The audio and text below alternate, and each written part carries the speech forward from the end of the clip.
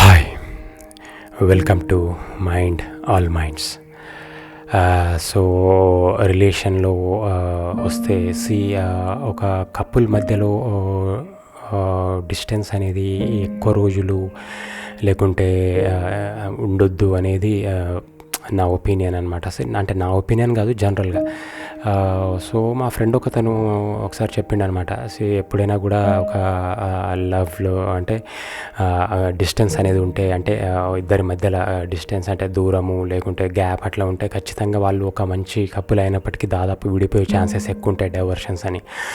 So ఇక్కడ ఏంటంటే నాకు అప్పుడు అనిపించింది అది కూడా one of the valid point అంటే అనుకున్నా. ఎందుకంటే ఇప్పుడు నిజానికి ఇక్కడ ఏంటంటే కొంతమంది అనుకోవచ్చు దూరంగా ఉన్నప్పటికీ మన లవ్ అనేది స్ట్రాంగ్ ఉంటే ఉండొచ్చు అది అని. కానీ జనరల్గా మాట్లాడుకుంటే ఏమవుతుందంటే ఇప్పుడు పక్కన ఉంటేనే మనకు అంటే ఎన్నో గొడవలు లేకుంటే ఎన్నో మిస్అండర్స్టాండింగ్స్ అంటే మాటల్లో అవుతుంటాయి కదా. అట్లాంటి దూరంగా ఉన్నప్పుడు ఇంకా ఎక్కువ ఐ మీన్ అంటే ఇక్కడ ఇప్పుడు దీన్ని అంటే అపోజ్ చేసే వాళ్ళు కూడా ఉంటారు, దూరంగా ఉంటేనే లవ్ అనేది స్ట్రాంగ్ అవుతుంది అని. స్ట్రాంగ్ అవుతుంది, అయితే నిజానికి ఆ స్ట్రెంగ్త్ అనేది ఎట్లా ఉంటుందంటే అది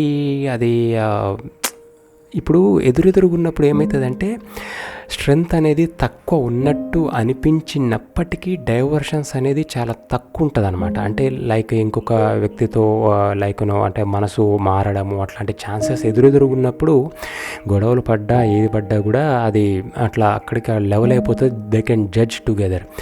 బట్ లాంగ్ డిస్టెన్స్ ఉన్నప్పుడు ఏమవుతుందంటే ఏదైనా అంటే అపార్థం ఏదో వచ్చినా కూడా వాళ్ళకు కావడానికి అంటే ఫోన్ల ద్వారానో ఇంకేదైనా చేసుకోవచ్చు. బట్ అది ఆ టైం గ్యాప్లో వాళ్ళు ఇంకేదైనా అంటే అది ఆ కోపంలో లేకుంటే ఆ ఆవేశంలో వాళ్ళు ఏం చేస్తున్నారో దాన్ని రెక్టిఫై చేసుకోవడానికి ఇప్పుడు అది పర్సనల్ అయిపోతుంది అనమాట. ఇప్పుడు ఆ బాధను వాళ్ళు అంటే దిగమింగుకోవడానికి ఇంకా డైవర్షన్స్లో వెళ్ళిపోవచ్చు. ఆ డైవర్షన్స్ అనేది మళ్ళీ అది రెక్టిఫై అయిన తర్వాత వాళ్ళు చెప్పలేకపోవచ్చు, అంటే చెప్పుకోకపోవచ్చు ఒకరికొకరు ట్రాన్స్పరెంట్గా. అట్లాంటప్పుడు ఆ డైవర్షన్ అనేది ఇంకా అట్లనే కంటిన్యూ అయ్యే ఛాన్సెస్ ఉంటుంది. అట్లాంటప్పుడు ఇక్కడ విడిపోవడానికి కూడా ఛాన్స్ ఎక్కువ ఉంటుంది. ఇప్పుడు నేను డైవర్షన్స్ అనేది ఏంటంటే ఇప్పుడు మనం ఎప్పుడైతే మానసికంగా ఎదుటి మన పార్ట్నర్తోని గొడవ కావచ్చు లేకపోతే మానసికంగా మనము ఒక వీక్ మూమెంట్లో ఉన్నప్పుడు మామూలుగా సరే అబ్బాయిలు కావచ్చు లేకపోతే తాగడము లేకపోతే ఇంకేదైనా లేకపోతే అమ్మాయిలు ఇంకా వేరే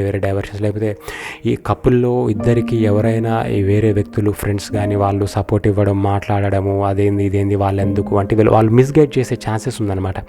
ఏ అబ్బాయిని కరెక్ట్ కాదనో లేకపోతే ఆ అమ్మాయిని కరెక్ట్ కాదనో ఇట్లాంటివి. సో అట్లాంటప్పుడు మన మైండ్ ఏంటంటే మెల్లమెల్లగా మళ్ళీ నెగిటివ్ థాట్లో వెళ్ళి మళ్ళీ అక్కడ అవతల ఉన్న వాళ్ళతోటి మనము లైట్గా ఫ్రెండ్లీగానే స్పెండ్ చేస్తూ అట్లా పోతుంటుంది, అది ఎటో పోతుంటుంది. అట్లా మళ్ళీ ఇక్కడ కపుల్లో ఒకరిద్దరు మళ్ళీ సారీ చెప్పుకొని ఆ తర్వాత కూడా మళ్ళీ వాళ్ళు ఫ్రెండ్లీగా మూవ్ అయిన తర్వాత కూడా అదే ఇదే నడుస్తుంటుంది అనమాట. అంటే ఇక్కడ ఏంటంటే జడ్జ్ చేసుకోవడానికి రైట్ టైం అంటే ఒక బాండ్ అనేది ఒక స్ట్రెంగ్త్ అండ్ కరెక్ట్గా ఉండాలి అనేది ఉండకపోవచ్చు అనేది నా ఒపీనియన్. నేనైతే గమనించిన వరకు అయితే 70% దాదాపు ఆ ఛాన్స్ ఉండదు. బట్ పక్కన ఉన్నప్పుడు ఏంటంటే ఎంత గొడవైనా ఏదైనా కూడా 1-2 గంటలు ఒక రోజు ఆ తర్వాత ఆటోమేటిక్గా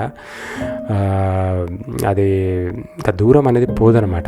సో అంటే మనకు కనిపించకపోయినప్పటికీ అది ఏంటంటే అట్లా ఆ బాండ్ అనేది మూవ్ అవుతుంటుంది.